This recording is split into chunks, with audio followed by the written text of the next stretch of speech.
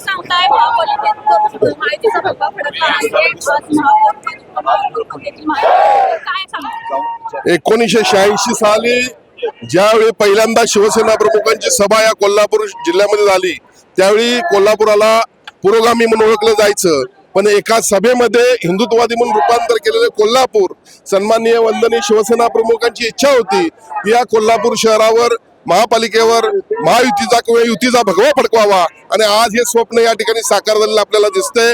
मी राज्याचे मुख्यमंत्री देवेंद्र फडणवीस, उपमुख्यमंत्री एकनाथ शिंदे साहेब, कैलासवासी अजितदादा असतील, त्याचबरोबर श्रीमती सुनेत्रा पवार वहिनी या सर्वांचे या ठिकाणी आभार व्यक्त करतो आणि खऱ्या अर्थानं गेल्या 30 वर्षामध्ये ज्यांच्याकडे सत्ता होती त्यांनी या कोल्हापूरचं काहीही भलं केलेलं नाही आहे, किंवा मूलभूत सोयी सुविधा देखील देण्यामध्ये ते अपयशी झालेले आहेत।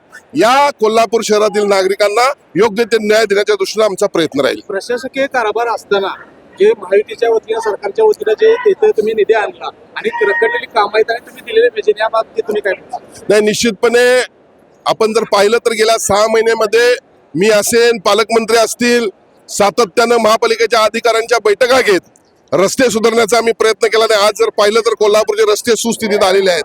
आम्ही बंद पडलेला प्लॅन देखील त्या ठिकाणी सुरू केला आणि अशा खऱ्या अर्थानं पार्किंगचे स्लॉट्स असतील, त्याचबरोबर ट्रॅफिक समस्या असेल याच ठिकाणी, त्याचबरोबर या ठिकाणी स्वच्छतेचा प्रश्न असेल, हे सर्व घेऊन आम्ही पुढे जाणार आहोत। हद्दवाढ देखील आम्ही करणार आहोत। IT क्षेत्रामध्ये देखील या ठिकाणी प्रगती करण्याचा आमचा प्रयत्न आहे।